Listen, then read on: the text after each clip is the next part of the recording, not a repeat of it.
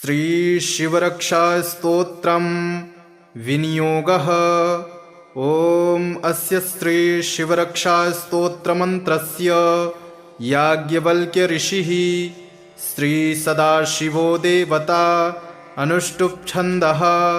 श्रीसदाशिवप्रीत्यर्थं शिवरक्षास्तोत्रपाठे विनियोगः। ॐ चरितं देवदेवस्य महादेवस्य पावनम् अपारं परमोदारं चतुर्वर्गस्य साधनं गौरीविनायकोपेतं पञ्चवक्त्रं त्रिनेत्रकं शिवं ध्यात्वा दशभुजं शिवरक्षां पठेन्नरः। गङ्गाधरः शिरः पातु भालमर्धेन्दुशेखरः नयने मदनध्वंसी कर्णौ सर्पविभूषणः।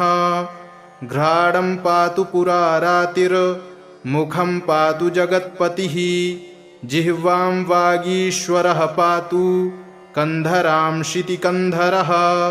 श्रीकण्ठः पातु मे कण्ठं स्कन्धौ विश्वधुरन्धरः भुजौ भूभारसंहर्ता करौ पातु पिनाग्ध्रिक। हृदयं शङ्करः पातु जठरं गिरिजापतिः नाभिं मृत्युञ्जयः पातु कटिव्याघ्रजिनाम्बरः। सक्थिनी पातु दीनार्त शरणागतवत्सलः ऊरू महेश्वरः पातु जानुनी जगदीश्वरः। जङ्घे पातु जगत्कर्ता गुल्फौ पातु गणाधिपः। चरणौ करुणा सिन्धुः सर्वाङ्गानि सदाशिवः। एतां शिवबलोपेतां रक्षां यः सुकृती पठेत् स भुक्त्वा सकलान् कामान् शिवसायुज्यमाप्नुयात्। ग्रहभूतपिशाचाद्यास्त्रैलोक्ये विचरन्ति ये दूरादाशु पलायन्ते शिवनामाभिरक्षणात्। अभयं करनामेदं कवचं पार्वतीपतेः भक्त्या बिभर्ति यः कण्ठे तस्य वश्यं जगत्त्रयम्। इमां नारायणः स्वप्ने शिवरक्षां यथा दिशत प्रातरुत्थाय योगीन्द्रो याज्ञवल्क्यस्तथा लिखत। ॐ चरितं देवदेवस्य महादेवस्य पावनम् अपारं परमोदारं चतुर्वर्गस्य साधनं गौरीविनायकोपेतं पञ्चवक्त्रं त्रिनेत्रकं शिवं ध्यात्वा दशभुजं शिवरक्षां पठेन्नरः। गङ्गाधरः शिरः पातु भालमर्धेन्दुशेखरः नयने मदनध्वंसी कर्णौ सर्पविभूषणः। घ्राणं पातु पुरारातिर्मुखं पातु जगत्पतिः जिह्वां वागीश्वरः पातु कन्धरां शितिकन्धरः। श्रीकण्ठः पातु मे कण्ठं स्कन्धौ विश्वधुरन्धरः भुजौ भूभारसंहर्ता करौ पातु पिनाग्ध्रिक। हृदयं शङ्करः पातु जठरं गिरिजापतिः नाभिं मृत्युञ्जयः पातु कटिव्याघ्रजिनाम्बरः। सक्थिनी पातु दीनार्त शरणागतवत्सलः ऊरू महेश्वरः पातु जानुनी जगदीश्वरः। जङ्घे पातु जगत्कर्ता गुल्फौ पातु गणाधिपः। चरणौ करुणा सिन्धुः सर्वाङ्गानि सदाशिवः। एतां शिवबलोपेतां रक्षां यः सुकृती पठेत् स भुक्त्वा सकलान् कामान् शिवसायुज्यमाप्नुयात्। ग्रहभूतपिशाचाद्यास्त्रैलोक्ये विचरन्ति ये दूरादाशु पलायन्ते शिवनामाभिरक्षणात्। अभयं करनामेदं कवचं पार्वतीपतेः भक्त्या बिभर्ति यः कण्ठे तस्य वश्यं जगत्त्रयम्। इमां नारायणः स्वप्ने शिवरक्षां यथा दिशत प्रातरुत्थाय योगीन्द्रो याज्ञवल्क्यस्तथा लिखत। ॐ चरितं देवदेवस्य महादेवस्य पावनम् अपारं परमोदारं चतुर्वर्गस्य साधनं गौरीविनायकोपेतं पञ्चवक्त्रं त्रिनेत्रकं शिवं ध्यात्वा दशभुजं शिवरक्षां पठेन्नरः। गङ्गाधरः शिरः पातु भालमर्धेन्दुशेखरः नयने मदनध्वंसी कर्णौ सर्पविभूषणः। घ्राणं पातु पुरारातिर्मुखं पातु जगत्पतिः जिह्वां वागीश्वरः पातु कन्धरां शितिकन्धरः। श्रीकण्ठः पातु मे कण्ठं स्कन्धौ विश्वधुरन्धरः। भुजौ भूभारसंहर्ता करौ पातु पिनाग्ध्रिक।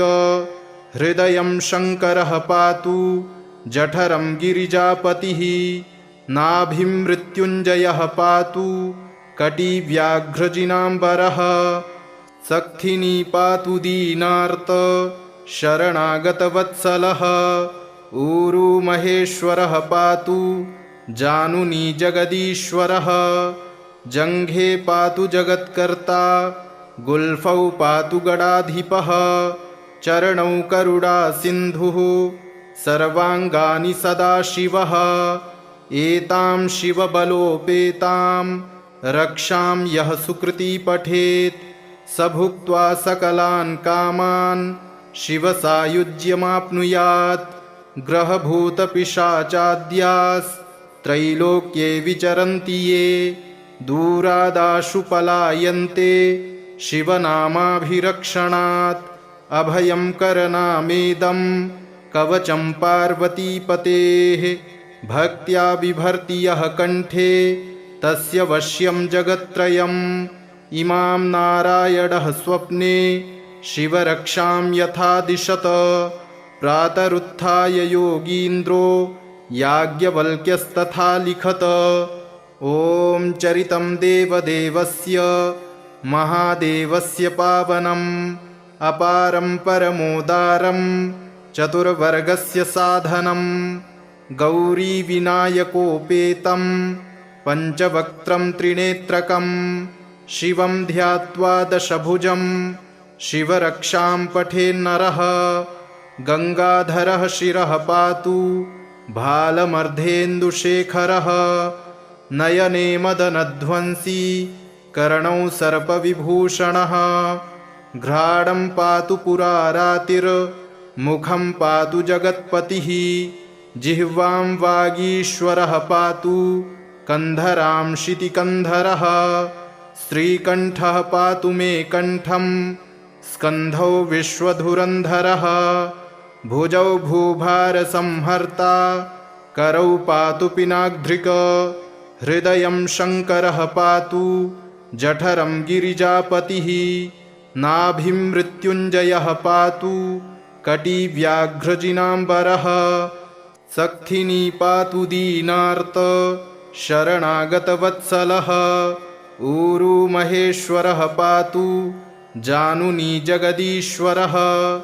जङ्घे पातु जगत्कर्ता गुल्फौ पातु गडाधिपः। चरणौ करुणा सिन्धुः सर्वाङ्गानि सदाशिवः। एतां शिवबलोपेतां रक्षां यः सुकृती पठेत् स भुक्त्वा सकलान् कामान् शिवसायुज्यमाप्नुयात्। ग्रहभूतपिशाचाद्यास्त्रैलोक्ये विचरन्ति ये दूरादाशु पलायन्ते शिवनामाभिरक्षणात्। अभयं करनामेदं कवचं पार्वतीपतेः भक्त्या बिभर्ति यः कण्ठे तस्य वश्यं जगत्त्रयम्।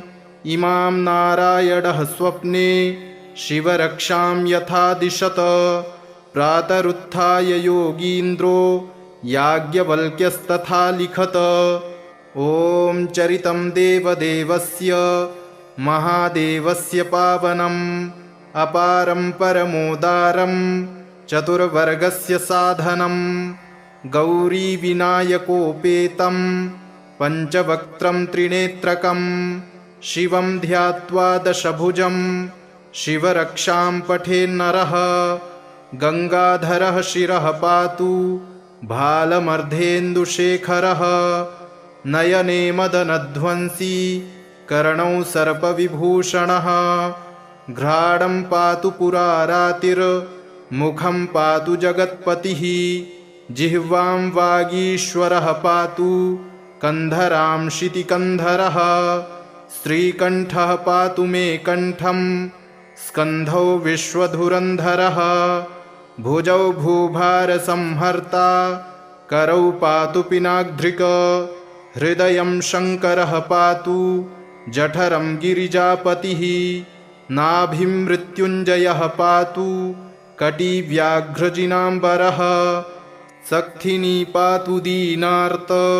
शरणागतवत्सलः ऊरू महेश्वरः पातु जानुनी जगदीश्वरः जङ्घे पातु जगत्कर्ता गुल्फौ पातु गडाधिपः चरणौ करुणा सिन्धुः सर्वाङ्गानि सदाशिवः एतां शिवबलोपेतां रक्षां यः सुकृती पठेत् स भुक्त्वा सकलान् कामान् शिवसायुज्यमाप्नुयात् ग्रहभूतपिशाचाद्यास्त्रैलोक्ये विचरन्ति ये दूरादाशु पलायन्ते शिवनामाभिरक्षणात् अभयं करनामेदं कवचं पार्वतीपतेः भक्त्या बिभर्ति यः कण्ठे तस्य वश्यं जगत्त्रयम् इमां नारायणः स्वप्ने शिवरक्षां यथा दिशत